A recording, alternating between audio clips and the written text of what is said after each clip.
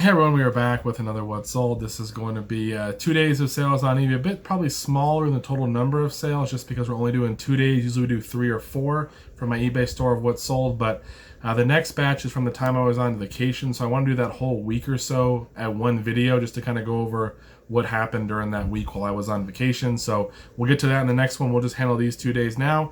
Hopefully there'll still be some good stuff. And I know there's at least a couple of pretty unique items that are worth keeping an eye out for. Definitely save into your memory bank when you're out there reselling, garage selling, or what have you.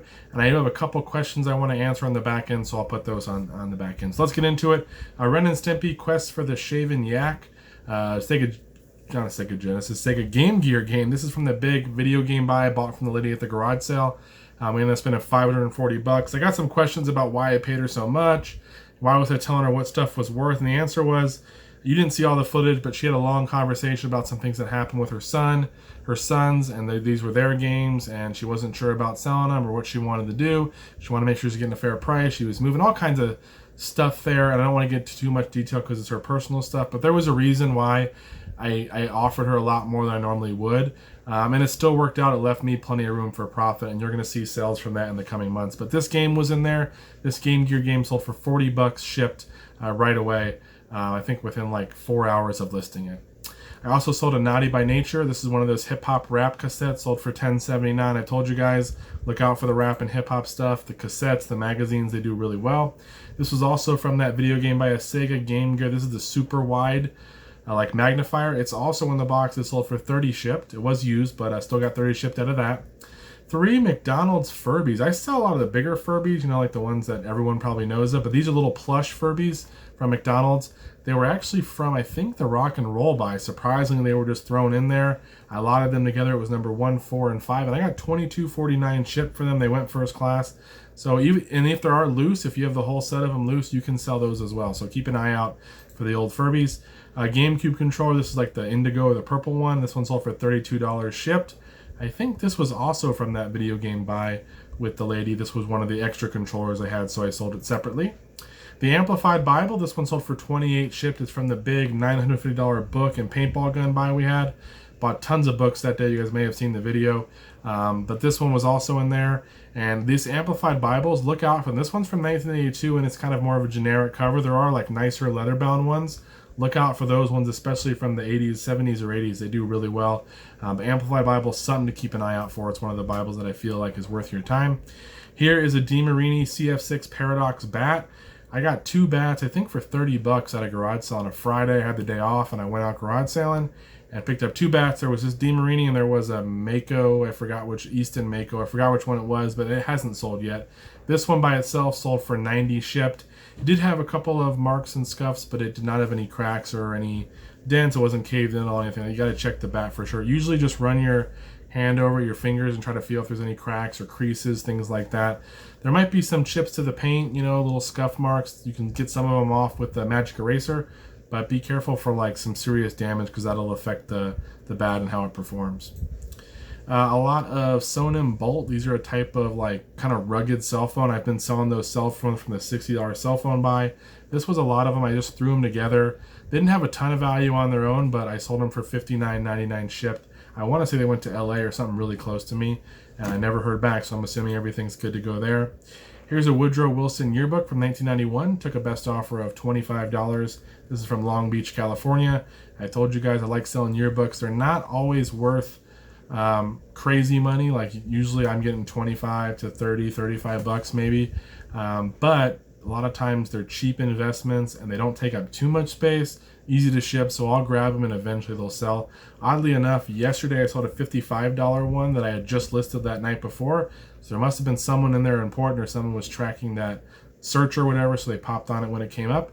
And I also sold the day before a junior high book yearbook for $40. So those were on the higher end, but expect more like that 25, 30 bucks. And if someone comes through with an offer and it seems reasonable, I would probably take it. Unless you know the yearbook's super valuable, you never know when the right buyer is going to come again on something like that. Some Cambridge stainless flatware. This is a set of 30 pieces. It sold for $60 shipped. I want to say we had $5 in this at a garage sale. It was just in a little tray of flatware. We threw it all together and sold it for $60. Here's a Bachmann. This is one of the G scale, which is the bigger trains. This is part of the big hauler set. I got this set for I think 20 bucks. It had all the trains and the track and the transformer. The problem is most of them had damage. The train engine worked, but it had some obvious wear to some of the plastic pieces. Same with this car. This one ended up selling for $50 shipped for parts or repair. It still functioned, but it had an issue with one of the wheels was kind of like missing on the front. It still would actually go along the track, I guess. I tested it out, it worked, but that didn't really perform too well. This is just a train car, so there's no motor or anything in this one, but 50 shipped on that. It shipped to Tennessee, I want to say for 14 or 15 bucks. So a pretty good deal, and I did get good feedback, so that was awesome. Bachmann, this is one of those leather cases for the Backgammon. Bachmann was the train, Backgammon is the game board. So, sorry, apparently I can't read. But Backgammon Set, this one has the leather, kind of nice case. It looks real fancy. You find them all the time, usually at like estate sales, at least I do. Pick them up for $1 or $2. I got 40 shipped on this one. Pretty easy. I think it cost us 12 bucks to ship it. Just make sure all the little pieces are in there in the dice, and usually it can be good. And there are some more ornate ones that are worth a little bit better money. Here's a Too Short Cocktails cassette. I can't even read for sure today. I can blame that on my Florida education. So this is a Too Short Cocktails cassette tape. E40, I guess, is on this one as well. It sold for $10.19. Here is a aluminum, one of those like aluminum chairs that you can kind of sit. But this is like a short one. It sits really low to the ground. This one is yellow and blue. It sold for $55.24 on a best off on a sale at 15% off. I think we had $2 in it. It ended up costing us about $17 or $18 to ship it, and it shipped pretty close, but it was just a big box, but it doesn't weigh a whole lot. So we made some money on it. It was a good deal. It was my first lawn chair I ever really sold. I know Commonwealth Picker sells them and some of the other resellers do. I just never really mess with them, but there are some that go for even better money. And with the FedEx prices being so low, and now UPS is even kind of being competitive as well, it's probably worth it to look out for them if you can get them for the right price and get them listed and have them available for the summertime when people are buying them. Here's a Madness in the Minotaur game. This is like a little booklet manual that goes to a Radio Shack TRS-80 game. There's no cartridge here, but this sold for $15 shipped. Just the book. Another Stone Brewing shirt sold for $27 shipped. This is a 2XL one. I've gotten through most of the Stone Brewing stuff. We have probably 5 or 6 t-shirts left, and they'll probably sell hopefully in the next couple weeks. I'm hoping to get rid of them all. It's been a really good buy. Here's the really cool item I wanted to say. This is an Apple Mac, the G4 or whatever. It's a little cube here, and it comes in that little plastic case. I bought this, and it had the power cord as well, and I spent 50 or 60 bucks, I believe, for both of them. I sold the power cord because it did power up everything, but the unit wouldn't work, so I sold the power cord for 80 by itself, and then I sold this guy as is for parts for $270 shipped. It ended up costing us probably like $22, I think, to ship it, because I padded this thing really well and double boxed it just to be safe, and ended up going like 22 bucks FedEx or something, but it was a great deal. Look out for these little Mac cubes. They're not that big. Maybe like 8 by 8 by 8 or something like that. They're not, the little plastic shield around it's a little bit more, but they're not really too big, but they're just kind of heavy and dense, so might be worth picking up if you can. That's the last of the sales, guys. I have nothing else for those 2 days, so still a pretty good day, and I was preparing for my vacation during this time, so I was happy with those sales. But I do want to go over a couple questions, so we'll open those up.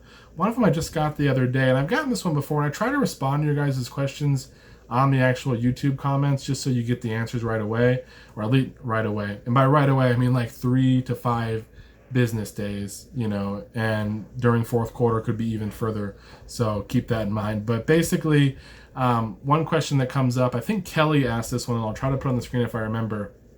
It was, how many items do I list a day? Because you guys see me sell a lot of stuff, and how many items do I have listed? Those are kind of questions that come up a lot. One thing is, I try to list Monday through Friday. That's my new, I've kind of changed my schedule around, so I try to list Monday through Friday. Saturday and Sunday I have the days off of listing. I still pack on Sundays, and on Saturdays I go garage selling. Sometimes on Sunday I'll hit a garage sale too. And I don't pack on Friday night. So Friday, Saturday, and Sunday orders get packed up on Sunday. But Monday through Friday I try to list at least 20 items a day. Preferably more, preferably 25 or 30. And some items are just different. If I had to do a lot of testing that day to prepare them to be listed, I may only get 15 or 20 items because it took longer to prep that batch. If I have a bunch of video games or a bunch of DVDs or something, I could list 30 to 40 items in a lot quicker time than I could list 20 video game systems that I had to test or something like that. So I try to list 20 plus, so that's about at least 100 listings I want to put up a week. I usually I'm selling anywhere from 8 to 15 somewhere. It's a pretty wide range, but it seems to vary greatly. That's how many listings I'm selling. And I still have like 3,000 listings in my store. Now, for a lot of you, that's way too much. You wouldn't want to do that. You're want to get more stuff out of your inventory, which is totally cool with you. This is the model that works for me. I don't have time to go back and address stuff that's been sitting for a while because I have so much new stuff right now because I can't stop buying. I have FOMO for sure. And because of that, I just focus on the new stuff and I have the old stuff, and eventually a lot of it sells and it ends up working out for me. So hopefully that answers your question. I do encourage you to list as much as possible. At least try to get up a few listings each day, or at least at most days of the week. If for you that's only 5, that's all you can do, then get 5 done, kind of commit to that and make it work. I know a lot of people list on their phone. If you can take photos and have them ready for you, so when you're out and about, if you're at an appointment and you got a few minutes, then pop up a listing. If you're on your break at work, whatever it is, try to find a way to get those listings in every day, and hopefully that helps. I list on my computer because I'm old school. I feel like it's a lot easier to type and see what I'm doing. So even though I'm only 31, I guess I'm got a really old soul because I'm stuck with the computer. Like, listing on my phone is horrible. My wife loves to do it, and she makes fun of me that I can't, but I'm just old school like that. So for me, I can't really I do take pictures and stuff and have on my phone, but I don't ever list if I'm not by a computer. So it works for me. I usually list at nighttime when I'm done with everything. The kids go to bed, my wife's watching TV. I'll pull out the computer and I'll start listening while she's watching TV. So we're in the same room. We'll talk, we'll watch the show, but I'll be able to get some listings up. So hopefully that answered your question. It was way more in depth than you probably wanted, but that's just how I felt like answering it. So bear with me. Another question I had was about, I forgot who it was, but it was about testing video games. Do I test them or each one? The answer is no, I don't test every video game. I don't have time for that. A lot of times the listing will say test it. A lot of times I copy titles and always pull that part out. My testing is basically examining the disc. If it's a disc-based game, if there's a ton of scratches, I know that one needs to be tested and probably resurfaced. If it's got a couple of really faint, minor little marks on there, little scratches, nothing too deep, nothing across the whole disc, I'll probably take my chance and say that one's probably going to work and list it. And if I do get a return, I got to eat that because I didn't take the time to test it. But the reality is I've had a pretty good success rate. With cartridge-based games, I usually try to clean the chip. If the chip looks clean, everything seems okay. A lot of times if I have a 64 or something, I'll plug them in, just make sure they turn on at least and pull them out. But, I don't test them for 20 minutes each game. Like, it wouldn't be really worth your time to do that, in my opinion, if you have a lot of volume to get through. So that's how I do it. Do what's best for you, though. If you're not sure, not comfortable, then definitely test them.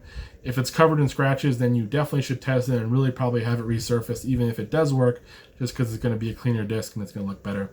So I answered those two. The other thing that I get asked a lot about, okay, I'm back. There may have been a little drop in the video. I was about to answer the question, but something came up and I had to stop. So with regard to another question that I get sometimes is how, and this one's just one I've gotten, and a couple people messaged me on Instagram about it, which if you do have a question or something more in depth, definitely hit me up on Instagram, because I try to respond to the YouTube, but sometimes I'm a little bit quick about it. So on Instagram, I can have a little bit more of a conversation, I guess, if someone wants to. But people have asked what can they do to kind of scale their business, and the answer is really there's a lot of things you could do, and there's no real right or wrong way to do it.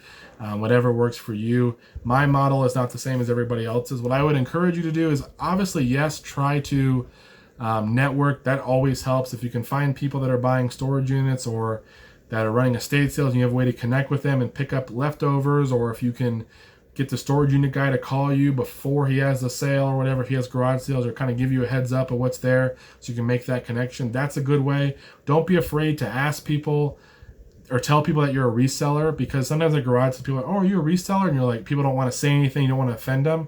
If someone asks me, usually I'll say yes. And I'll be like, honestly, yes, I am. It's what I do on the side. And sometimes it's opened me up to make deals in the future. Or they're like, oh, well, I have a bunch of other stuff that I think might be worth your time. And it's opened me up for opportunities because they knew I was interested in buying stuff to resell, and therefore kind of opened up that door. So don't always be afraid to say that. Additionally, you got to work on obviously learning and building a better knowledge of inventory. Obviously, I've been doing it for a long time, probably longer than a lot of other people. So it's not fair to expect to be where I'm at, because when I first started, I only knew about a few things, and it was embarrassing going garage selling because sometimes I'd come home with barely anything. Definitely couldn't pay any bills with that. But as I've grown and been able to build and learn and try new things, I've built a better knowledge, and it helps me be a lot better more efficient when I'm out there finding stuff. And that's just going to take time. So watch the free content. There's so much free information on YouTube that you can learn from. You don't have to pay anything. You don't have to sign up for some course or whatever. You can go out there and watch these videos, learn from people who are having success, and incorporate what you want into your business that's working for you, that's working for them. Maybe it'll work for you. And if you don't like certain things, then don't do it. If you don't want to sell $8 DVDs, don't. Focus on the higher end stuff, whatever it takes, but try new things, learn from these people, and incorporate what you can into your business. And definitely keep a good attitude, because attitude means everything. Don't get down on yourself. You have a slow sales day. Work hard, throw some offers out there, list more, do what you can, end some listings, sell somewhere. Always try to be positive and try to do something to promote the business or work on things, because you're going to have slow days, you're going to have rough days. Life is hard sometimes, but it's even harder when you have a bad attitude about it. So those are my tips. There's probably more I could think of, but that's just off the top of my head. Hope you guys enjoyed the video. If you have any questions, let me know. We will jump into the next video. It's going to be a bit longer with the sales, I think, because there's quite a bit more. So hopefully you guys have some time you can set aside to watch with all the other channels out there. I do appreciate you even taking the time to watch this. I'll see you guys in the next video. Take care.